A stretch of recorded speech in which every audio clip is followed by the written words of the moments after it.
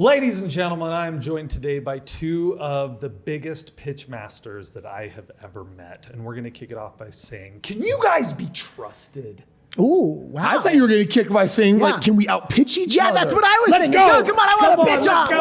Let's go. I have on my left Forbes Riley. We're talking $2.5 billion in sales. What? Wait, with Pretty a B? amazing. Yeah, and now we're talking just about Kris Krohn with $2 billion in real estate transactions. She outsold you. Definitely not the same thing. And I think I'm coming from behind. Yeah, she's outsold you, Kris. So I know. Well, this is not fair. First of all, can you say why I've gotten two? Who is Forbes Riley before we like pitching each other? Well, and by the way, as long as you say P and not B, I'm good. P? Pitch, not B. I'm going to have a pitch fest. She's going to have a bitch fest. Did anyone of you get home get the joke? The P, not the B when it comes to pitch. It. You're a pitcher. She's like, I'm the master pitcher. How many people have made Carson blush? Pitches. We're gonna get after this. All right, let's talk about this though, because what you guys really do is move hearts and minds. Yeah. And I'm constantly blown away by what you are able to do and create inside of people in the way they feel about themselves. Can I just say, there's actually a designation. There's words that people use for those that are good at pitching. Sometimes we call them rainmakers, right? These are individuals that if you put them in front of an audience, yes, you're right, hearts and minds get moved, and often wallets. Like all of a sudden people get enrolled in something and it's like, do they have a silver tongue? Do they have a forked tongue? And it's interesting that sometimes that whole pitch notion gets confused, Forbes, with this idea of like, are you a rotten, dirty, nasty sales human being? Or are you this benevolent soul that is helping enroll people in a good cause? Wow, this went down a very interesting conversation. No one's ever accused me of anything, just by you, so you know. By the way, I've made all this money doing infomercials and home shopping. And all I did is I think that products, all right, let me go back to my dad, okay? Why I do what I do, and I haven't told you this story. So my dad was a magician and an inventor, and he was an engineer. He used to make printing presses the size of New York City blocks without a college degree. He designed all of that. He had a very crazy mind. And I was raised the daughter of an inventor and a magician. And so one day we're sitting in his garage, which is filled with half things. I mean, he used to take baby food jars and screw the top to the ceiling so we could have screws and nuts and bolts. He had all these crazy inventions. I had a go-kart made out of half a garbage can, a lawnmower engine, paper mache, and it looked a lot like a Batmobile. Oh my gosh. You would. Awesome. I should give it. You'd love that. Awesome. And I built my first computer with him when I was 8 years old in 4th grade. I'm a bona fide dork. One day I'm sitting in the garage with my dad, and he said, "Kiddo, how do I get my inventions out to the world?" And I said, "Dad, I have no idea. I'm 8." Well, he died, and he died with a garage full of stuff. And as I got into infomercials and live home shopping, I realized that I was helping my dad. There are a lot of inventors who sit in the garage who ruin their family lives because they spend all their money and their time tinkering because they see things that other people don't see. And I said, I have a mechanism to get those out to the world. And that is what I have been doing. So while you're talking about, I don't know what you're talking about in terms of not being legitimate. I only take products that I love, that I trust, that are important. And what I do is I give them, kind of like when you personify something, I make products something that if you want it, and I'm going to make sure that you get it. So for example, where's my little spin here? Yes, let's see it. Well, no, but here's the crazy thing about this. In an average person's hands, this looks like a hunk of metal with string, right? But I make you realize that you can have great, sexy, toned arms. I'm not even going to show this to you. Do you want sexy, toned arms? Do you want to look good at the beach? Do you want to burn calories while you're sitting on a Zoom call or at home? Or you're a new mom and you don't have time to go to the gym? I've got your solution. You know why I do that? Because my mom was 260 pounds my whole life. My mom was diabetic. She was overweight. There's so much to unpack here. When I brought my beautiful mom to the gym, I'd finally made enough money to buy her a year-long membership. She gets to the doorway, and I said, "Come on, Mom." She's like, "I can't." I'm like, "What do you mean you can't? Come on, let's go. I bought this whole thing." She's like, "I can't." I'm like, "What's going on here?" She said, "They all know what they're doing in there." She used to wear muumuus and big kind of fuzzy clothes, hated to leave the house. She's like, "I'm going to feel so uncomfortable." Started crying, and she left. And I stood there at that moment and said, "Okay, what just happened here? And what if I could make a difference in my mom and everyone else's life?" And I said, I'm going to create handheld fitness products that anybody can do inside of their home because nobody should hate their body or live surrounded by fat like my mother did because she just didn't know any different. That passion took me to the National Fitness Hall of Fame. I've sold 1,500 different fitness products. So I'm just so passionate about giving people things that they want that they don't know they need. Mm-hmm. And that's what I'm up to. Well, Wow, that's amazing. And I can feel the incredible sincerity, the heart, and the link from your history to why you do what you do. You carry a really amazing energy with you. And I remember when I met you in person for the first time, it took minutes before I just fell in love with your energy, because you were enrolling me and you were exciting me in possibilities and things I hadn't thought about before. And it was a beautiful thing. You got to show that, because here I am in Ukraine 2 weeks ago. We're on a life-saving mission for humans that are trapped behind enemy lines. And right there on the train in the middle of the night, I pull out my spin gym and I start playing with it. And everyone's like, "What are you doing?" I said, "Well, I'm just at the gym." And they said, "What?" I said, "Yeah, I brought the gym with me. I got this from Forbes Riley." And then I had everyone, doing all the different exercises. Look at Carson just beaming. I love it. So the story behind Spin Gym, number one, I never liked the gym. I was overweight most of my life. In fact, I had a really weird fantasy the other day. I was walking through a department store, and there were, forgive the phrase, there were chubby-sized mannequins everywhere. And I'm like, I'm in a dream. I'm absolutely in a dream that there's a chubby mannequin. I grew up where everybody had to be a stick. If you weren't a stick, there was something wrong with you. If you wanted to be an actress, I was belittled. I was rejected. I was made to go to Overeaters Anonymous. I went on every diet known to man. I was made to feel horrible growing up because I was 25 to maybe 30 pounds overweight. And I will tell you, I was on a soap opera called As the World Turns with Meg Ryan and Julianne Moore, beautiful women. They're like a little stick. They're like this, right? They're like this, and I'm like this. They're like this. Well, I was told that I had to go to Overeaters Anonymous, that I had to lose 25 pounds, and all that did for me was make my self-esteem go through the floor and make me gain weight. I lost a major movie opposite John Belushi and Dan Aykroyd because for the movie Neighbors, I was talented enough to get it. The director, John Avildsen from the movie Rocky, calls me on the phone going, "Look, it's going to sound really weird, but they need you to be this, look like this." I was 15 pounds or something, and I remember some weird moment where he's saying that, and I'm like munching on a donut going, "Yeah, okay." And I just could not get my head around how to lose that. And hitting that wall and hating myself so much. And now there's a different world. Like on the cover of a magazine on Sports Illustrated, the woman in a bathing suit was 70 pounds over what the traditional weight was. And I'm like, wow. But then I'm going to share something with you. You're both into fitness. I looked at that and then I got reconfused and thought, what drove me all these years was health. And so I'm a little lost going, do we promote that it's okay? Or do we promote that body image and loving yourself is the most important thing?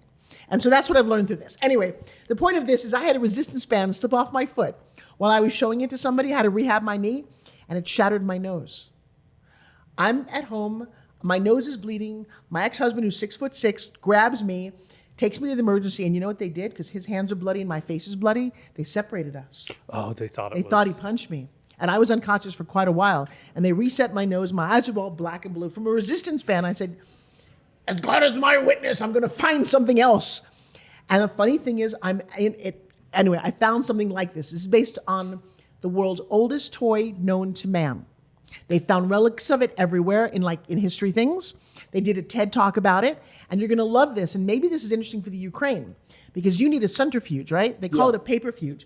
You take a piece of paper, fishing wire, and 2 bamboo handles or any kind of wood handles, and you spin it like this. This thing spins at 125,000 RPM. It separates blood for $1. Oh my God, that's a crazy thing that you could do in a country. It also, and maybe we need to bring them over. I mean, I'm Ukrainian, dude. I don't know if you know that. By birth, my grandparents came from Kiev and Odessa, and my dream was to always visit it. I can't believe it's not there. And I always thought that I was Russian. That was his catchphrase. And you never saw Russians. But now when I look at the cheekbones and I look at the attitude and I look at the strength of me as a woman, and I believe that I'm like living my grandparents or my great-grandparents in this country by helping other people. And the fact that you went over there, just, I can't even express to you. One, I was so scared for you guys. I'm like, I just met like the coolest people on the planet. Please, dear God, don't let anything happen to them. Because stray bullets happen all the time, and you ended up coming back and helping people. So I honor and I love you for that. And this crazy thing, when I first got introduced to it, it was being used. I didn't create the entire concept. I did create this one though. And here's what's important to know. I was at a really low point in my life. I'm in the UK, and I made a vow to myself because I've sold so many products. And to your point when you started the show, in the beginning, I can sell anything to anybody. And so this guy was using something similar to this as an office de-stressor.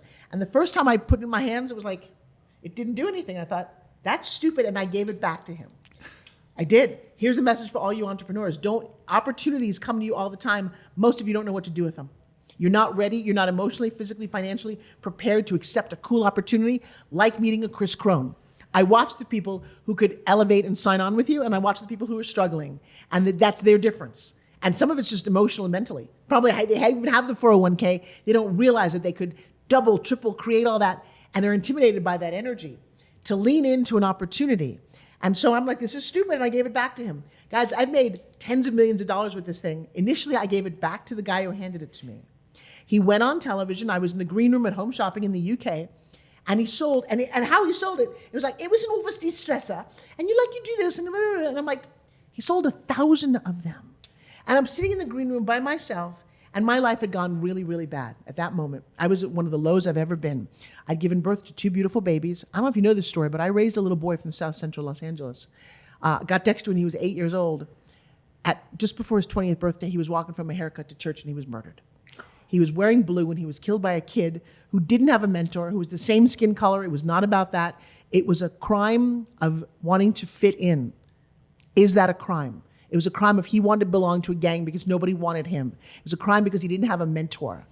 And he took away my boy, his real mother, killed her. It was horrific. We spent 3 years working on finding the guy who killed him, who sadly is spending 52 years to life in jail. And I was part of that whole murder situation. Dexter was best man at my wedding. Dexter was my little boy. And there were billboards everywhere. My wedding photo was on the cover of the LA Times. And so every day when I see a shooting, and by the way, guys, I was raised with guns. My dad was president of the gun club. I have nothing against guns. I have a problem with people who are not mentoring each other, not taking care, not providing opportunities on food, and we just don't love on each other. If we did, the world would be different. And so you ask me, Forbes, why do you do what you do? You want to see my heart? It's all over the place. I've had so many lessons that if I don't live my life this way, I'm dishonoring everything that's been given to me. Good, bad, and indifferent. Can we talk about this? Because first of all, I applaud you. Thank you for being so vulnerable, so open, and actually going to a place that, honestly, Forbes, I think most people wouldn't dare go because it just crosses a boundary of being so private. But what you've revealed, and Carson, I think, honestly, answer to your question is what's behind this woman and what she does. And here's what I want to draw some attention to. It's this idea that learning how to represent yourself, learning how to hold yourself up, learning how to communicate powerfully, learning charisma, how to be outgoing, a number of characteristics that people think are reserved for a few that are naturally extrovert. I'm like, no, that's not true at all. I mean, I look at my upbringing. I was shy, disconnected, nervous, didn't want to talk to people, had no control over my body, had this belly, pencil necked, and everything was wrong. And on top of that, I had like a 14-year-old face until I was like in my mid-30s and could finally grow a beard. And so I just wasn't even believable. I remember when I did my first seminar at like 27 years old, I'm in front of this audience of people. I looked like 14 years old. And I was trying to put myself out there for the first time. And honestly, I didn't do a good job. Here's what I did an excellent job at, putting myself out there. Mm-hmm. And one step at a time, I learned that there are goals in life, and most people will never get their goal. And it's because they don't understand this one thing. A large goal has a lot of people assigned to it. A small goal does as well. But the biggest goals have the most people. And most people are locked in this world where it's like, well, it's me and my spouse and my 2 kids, and I got 3 friends, and that's my world. And then everyone else is a stranger. Everyone else is someone I don't really know. I'm like, well, I got news for you. You ain't never going anywhere. You ain't never going to be about anything big. You ain't never going to achieve something because you don't put yourself out there. In Forbes, what you do is you have taught thousands how to put themselves out there, because those are the people. It's no guarantee of winning, but it is the start. And it is a requirement if you're ever going to see a goal come true, because you got to figure out how to move hundreds and thousands of hearts. And you do that. And I want you to explain a little bit how you figured this out. Number one, I went to a seminar. I'm going to tell you, I didn't know when I was 31, I went to my first seminar, and I didn't know that they existed. I didn't know that you walk into a room. But before that, I will say one other thing existed. As much as I love my parents, I had great parents. Luckily, and life happens for you, not to you, and write that down. We all say that, but I live that every day. Life happens for you, not to you. It's why I just told you the story of Dexter, because it happened for me, not to me. I cannot allow that.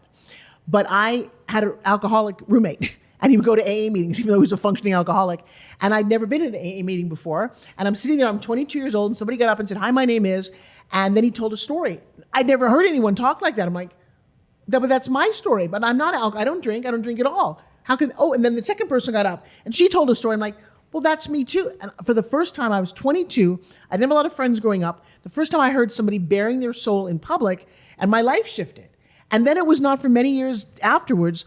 And this is a crazy thing. I'm going to share with you that life happens all over around you. You get messages, you ask for you, and somebody said this to me yesterday. One of your team members said, my prayers are not being answered the way I want them. Well, shame on you. Prayers get answered all the time. How about in God's time and those kind of things? It's not always when you want and the way you want. God's calling me right now. Hang on, I'll get back to you. Mwah. Can you make sure I turn that off? You have to hit 2 buttons. It wasn't really God. It wasn't my agent. And so for me, what happened was I'd never been to a seminar. I didn't even know seminar rooms existed, okay? And I did something, and I went to a party, and this guy at the party who I didn't really know said, my friends don't like you. And at that time, I was an actress. I was very aggressive. I wanted what I wanted. I wanted to be a star. And I wanted to meet people. I wasn't ever willing to sleep with anybody. I had my rules and my morals all set up correctly, I think. But that's what I wanted. So if, I met Carson, he runs a company. I don't want to talk to you. You're a director. Ooh, I'll talk to you. I didn't know that I was doing it out of a very selfish need. I thought I was just being me. He says to me, I have a seminar you should go to. I said, okay. He said, it's $400. My knee-jerk reaction, because my dad grew up, my dad had a horrible accident when I was a kid. Spent my entire high school in the hospital. Had 15 operations. Again, life's happening for me. There were 2 things that came out of that. One was that I stood and looked over the only mansion in my hometown every night. And we lived in a tiny house. And you couldn't see their big house from the street, but you could see it from my dad's hospital room.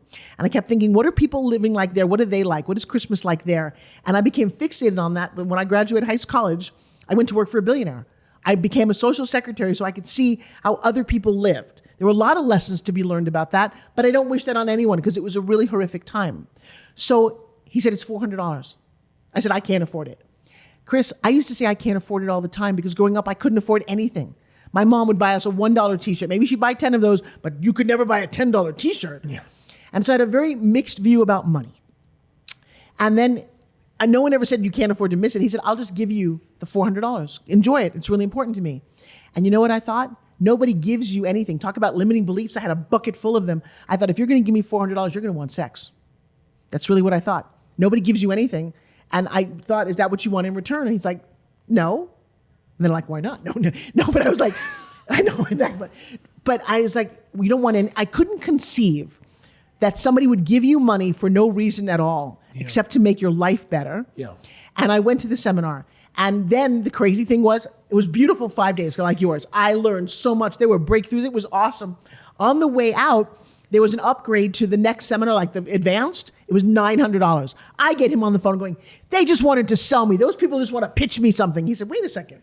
Didn't you love what you just went through? I'm like, yeah, but it's all a scam. And he said, well, look, I'm not going to give you the $900. I said, well, then how am I supposed to get it? And it was really weird. It had to do with my limiting belief about money. Now, here's the thing. If this deal hadn't happened the way it's about, I'm telling you in a minute, that Saturday night of that event, not much like a night of your event, Saturday's an interesting night, was one of the greatest nights of my life. That night, I went to the advanced. He said, look, I'm not going to give you the money, but I'll make you a loan. I said, I don't even know what a loan is. What does that mean? He said, well, you pay me the money back and you can give me interest or not. I said, well, I choose the or not. He said, well, you pick the terms. I gave him $100 a month for 9 months. I went through this 5-day advanced training. That Saturday night, I will never forget in my entire life. It radically changed everything. People in the room saw me. They honored me. I got the highest honor in the room. And all I did was just show up. And for the first time in my life, somebody let me know how important I could be, the path that I was supposed to be on. And I've been walking that path since I was 31 on a Saturday night for the last 31 years. Oh, that's absolutely amazing. That is so beautiful. Perfect strangers showing up and adjusting our North Star just a little bit to make sure that our heading is true. It's why the work that you guys are doing is so important. I don't even know if you realize it. And I do seminars and trainings as well. The hundreds and thousands of people and the millions of lives that have touched because of you touched. We had a chance to talk to some of your team members here who went through the training, and I see their faces and I know that things are different. That's why I love seminars. That's why I love speaking on stage. It's why I don't care it's not about me. I don't get nervous. I have a message. I have a method. I have things like you talked about people coming on Sunday. I know something that you both don't know. Lord, please just let me have access to the people so I can do that. That's all I want right now. So I kind of jokingly kicked off this conversation by saying, got some great pitch people here. But I really did. I was bringing it up because it is such a charged topic, and people forget that there's so many business owners that listen to us. There's so many people investing in real estate. And if you were to ask them, how are you at sales? They'd be like, oh, I don't want to do sales. I don't want to do sales. What is sales? It's connecting with people and then sharing value. And I just think there's a better way. And that's what I see when both of you talk about going up there and presenting and touching hearts. It's like, all you're doing is sharing value and helping people to see value. It really does change lives. And if everybody could understand that and get out of that mode of like, it's not sales, it's touching lives, I think they'd run their businesses different. Well, maybe you need to do a bit more breakthrough just in terms of money. And you did it on stage. It's a very powerful exercise. I was sitting there watching it, but you have an exercise where you have people touch money and the reaction of who burst out crying when they're handed a pile of money. That's what sales is. You can't sell something you're not willing to buy. So that's an important thing. So I had to get over going, no, I'm going to pay $25,000 to join a mastermind because I want to charge $25,000. What does that even mean? Can I just take for a moment, though, and pivot for a sec? See this title that you have here? Yeah. This changed my life. Now, I believe in signs. I believe if you are open enough, there are signs everywhere. You just have to be open enough to hear it, including little whispers in your ear. It's the craziest thing. So when I was in my early 20s, I was obsessed. Oh, you don't have it all. Well, back then, you know what all meant? It meant 2.5 kids, which I don't know what the 0.5 kid is, but a house in the suburbs, a car, and a certain kind of husband. I was a struggling actress in New York, and I didn't have it all. And I had no idea how I was going to get it all. So I was living in this sense of lack. One day, Spirit hit me. Turn all on its head. I said, what do you mean? Well, ALL became a loving life. Well, I have that. So now I can legitimately say, I've got it all. I've had it all along. Oh my God, I have it all. And I start screaming, I've got it all. People are like, what do you mean you have it all? No, I have it all. And then I said, I'm going to redefine everything. I'm going to redefine mom. Because when I finally had my babies, it was like, oh, mom, can you change my diapers? Mom, can you do this? Mom. I said, no. Mom, moments of memories. I don't know how much you guys loved your mom, right? Think about it. How many memories can you think of your mom without looking at pictures? You're like, maybe 8, 10, 12. Well, then as a mom, I better go make some really important memories. If you ask my daughter about a baked potato, she will tell you that's when my mom and I were on a train. We were 8 years old. She was in London. Or the time we went on our first Airbnb, had the best hamburgers ever. I don't know what I had for dinner last night, but she and I know about a hamburger. We know about the Great Wall of China because we stood there together and we had those moments. You know what D stands for? I'm not going to tell you because you're both dads. I'll hang on to this one. Oh. But I will, before that, I'll tell you what the word diet means. So diet for me, with my mom growing up, and I was always overweight, was deprivation, starvation, calorie counting, misery. You said diet and I would cringe. Then one day a miracle happened. DIET became decisions I eat today. I have a 6-week training. I wrote a book about diet. It's called Eat. It's a journal for what you eat and for what's eating you. And so decisions I eat today, and you want to get really raw, in my heyday, I was an emotional eater apparently. I could stand in front of a refrigerator, I would get finished with my Broadway show, I'm on Broadway with Christopher Reeve, I'm on a soap opera, I'm living the best life ever, but I'm lonely, and I'm not quite sure I've got my insides together. I come home at 11:30 at night, I would open the refrigerator, and it didn't matter what food was there, like a pie, like a cream pie, or sesame noodles were my big downfall. I didn't need a fork. That's how crazy obsessed I was. But one night I went to a seminar, a training, and they made us make a promise to ourselves. And it had to do with being late. This woman came in late and he said, everybody make a promise. And I said, all right, I'm going to promise that I'm not going to stand in front of the refrigerator and eat because I don't know how to get out of this. And that night I got home, 11:30, I opened the refrigerator. I can feel the cold on my face. And I'm grabbing for whatever's in there. And this little angel said, what are you doing? I'm like, shut up. Because the little devil's going, we're eating, we're hungry, just shut up. And she's like, no, but you just made a promise to yourself. Who cares? Nobody's here. Nobody's watching. And I'm having this war in my head because some guy made me make a promise, and I brought it home to myself, and I'm like, oh, okay. I'm closing the refrigerator, and it was the most frustrating night of my entire life. I went to bed. I'm hungry. I'm angry, and I'm like, would you guys just stop talking? I have to go to sleep. And that night changed my life. So the guy in the front of the room who had thousands of people didn't realize that he completely changed my diet and my whole life. And then I redefined everything. You know what sexy means? Sexy means seeing excellence in yourself. You don't have to have a partner to go, I feel sexy. And I redefined tons of words. Dad, by the way, just in case you want to know. Yes, I'm writing these down. It's good. It's a book I haven't published. That's a whole nother limiting belief called Redefinitions, how you redefine your life one word at a time. Because if you can get some of these words clear in your head, your world will change. And Dad, like my dad was an engineer. My dad would travel a lot. I'm 7 years old. I'm at the airport. Every week or so we went to pick up my dad at the airport. I'm 7. My mom says, go get your dad at Kennedy Airport. And I'm like, he was right there, but I couldn't see him. That was the day that he stopped traveling. Dad stands for dedication and devotion. If you dedicate and devote all your time to your work, you're going to miss out on the best part of your life, which is your kids. They need your time more than anything. And when I really outline what dedication and devotion means, you become the best father in the world. That's so beautiful. Wow. So high energy, so incredible, Forbes.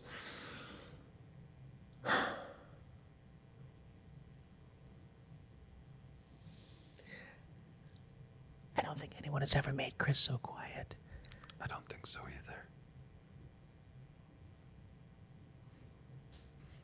You okay?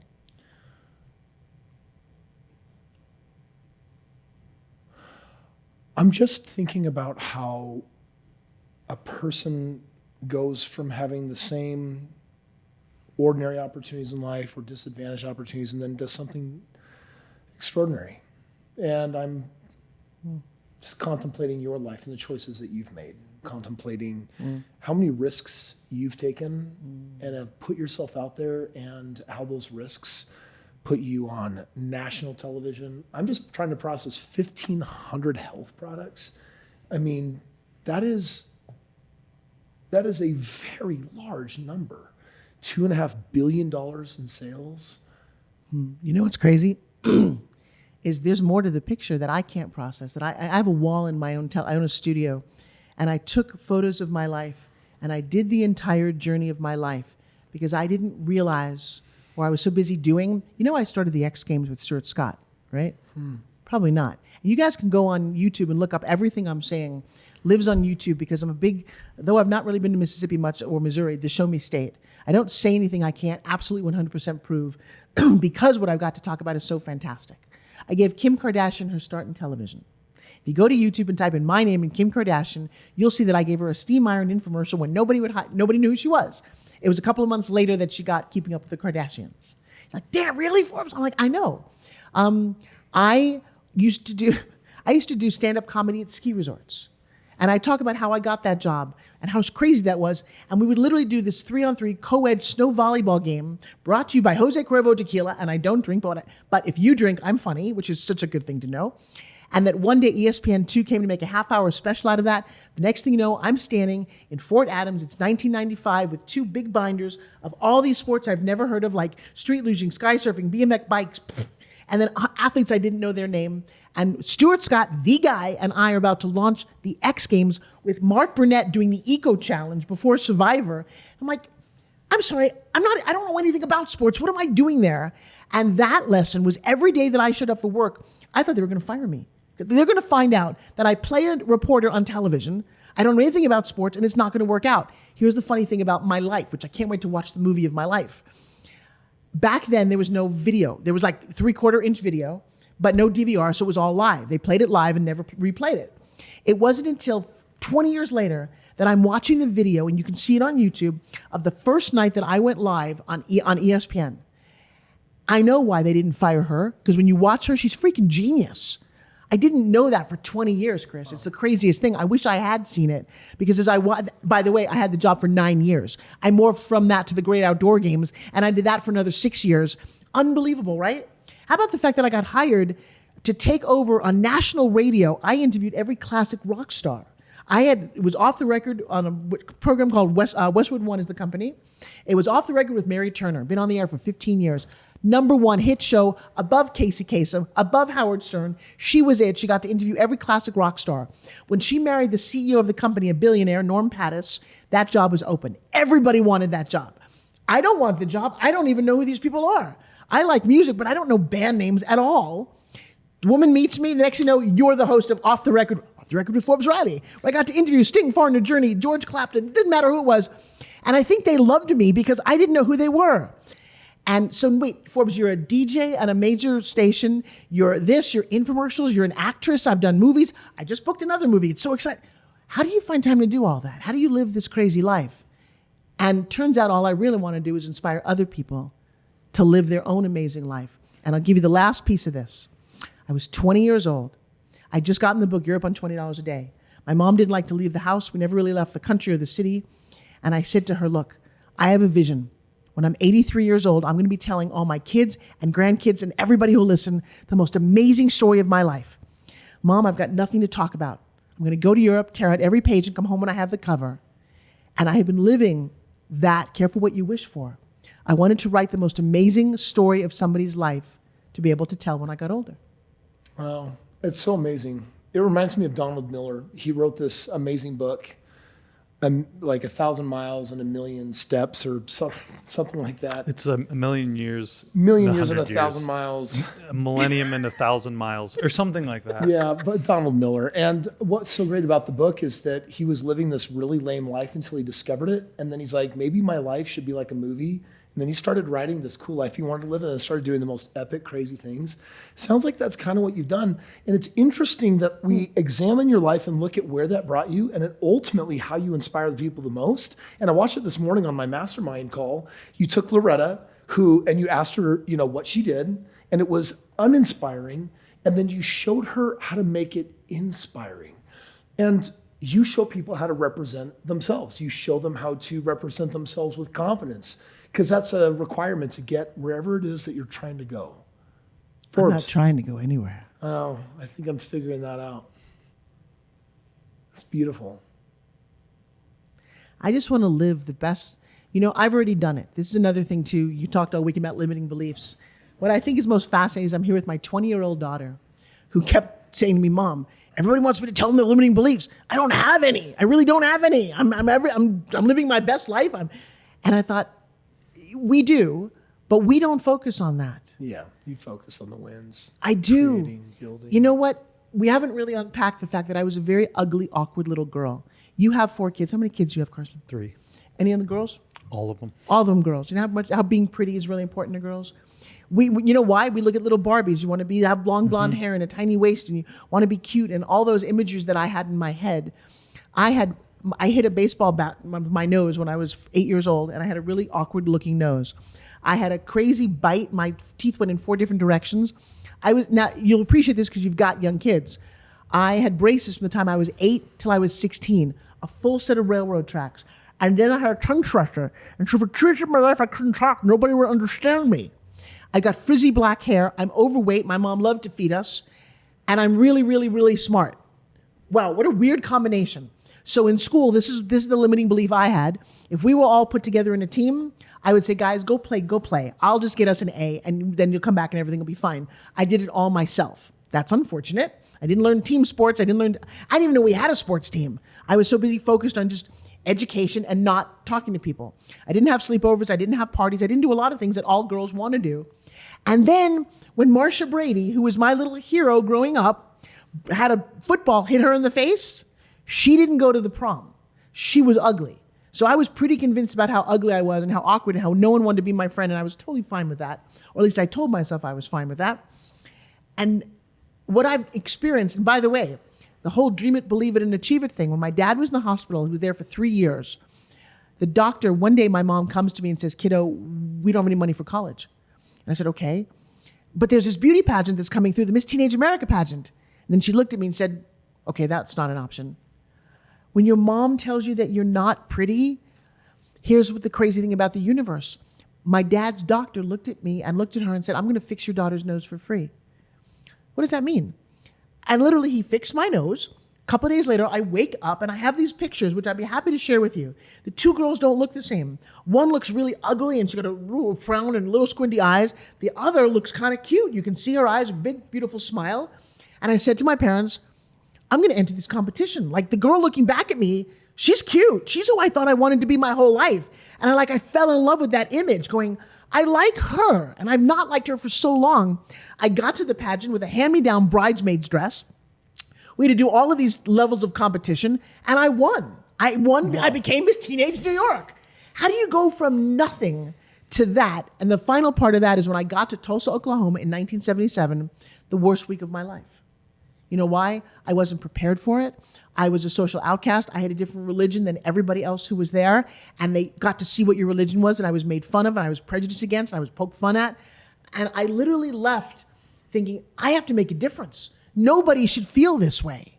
And that message has been reinforced in my life time and time again, that if you don't fit in and you're a misfit, you know what? Very few people are going to hold your hand or pull you in. I even energetically feel it when we're standing around like at your event this weekend, and there'll be a person over there just standing there against the wall.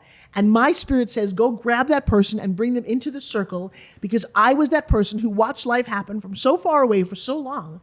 I wanted someone to bring me in and they never did. They kept pushing me out and I had to make my own world. And I said, you know what? Then I get to be the cheerleader for the misfits. I think I look really cute and adorable right now, but you know what? It took years to get here. I think anybody can find their best self. And I'm so tired of us being told that we're not pretty enough, we're not fit enough, I can give you everything, you're not enough. Carson, you're not enough. As cool as you are, Kris, you're not enough. And you know what? That's cool. Because even though you're not enough, it's all you're going to be. So I'm never going to be rich enough or thin enough or pretty enough. But this is it. This is all I am. And if you can stand there and legitimately say, Kris, I'm just amazing. I am more than enough. I've been through a lot and I'm still here. That means I earned a seat at the table. And I would like to grant that to anybody who's willing to knock on my door, find me anywhere and say, I'd like to come to the table. And I just think it's the most beautiful thing I can do with my life.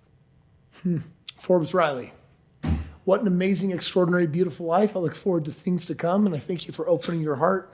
We went so many places, Carson, that I think we did not intend, but what I think we really did do was get at the heart of who this woman is. And you've lived an extraordinary life and you've done incredible things. Thank you for helping us understand more why. Thank you for holding space for so many people. You're like the icing on the cake. No, really, because I look at this man and I've now experienced his event and I've been to a lot of events. And here's the crazy thing about Forbes Riley. When she endorses something, people listen.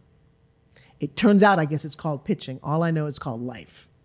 And so when I find something that I think is extraordinary and I start talking about it, I will become one of his biggest advocates, because people need to experience what I experienced all week long. I don't know where you find it in an intimate setting. It's not in a cheesy hotel. It's not distracted. It's very focused with massive intention and the giveaways and the giving back. And I've never met anybody like you. And I'm happy to say that publicly. And I'm happy to stand here shoulder to shoulder to you and say, look, any way that I can help bring people to your audience, because I think you've been through a lot as well. I have a podcast. Come be a guest so I can hear you talk. Let's go. And then there's this man who is incredibly goofy and adorable and should be out like on a skateboard somewhere. He is the CEO of CEOs. You guys can actually see this, right? And I'm like, but you bring this innocence and this joy. I don't like corporations. I don't like button-up suits. And the fact that you allow Carson and Colton and Casey and anyone else with a C name like Christine to thrive and hold space for other people is a miracle. And I just want to thank you. Thanks, Forbes. It's true.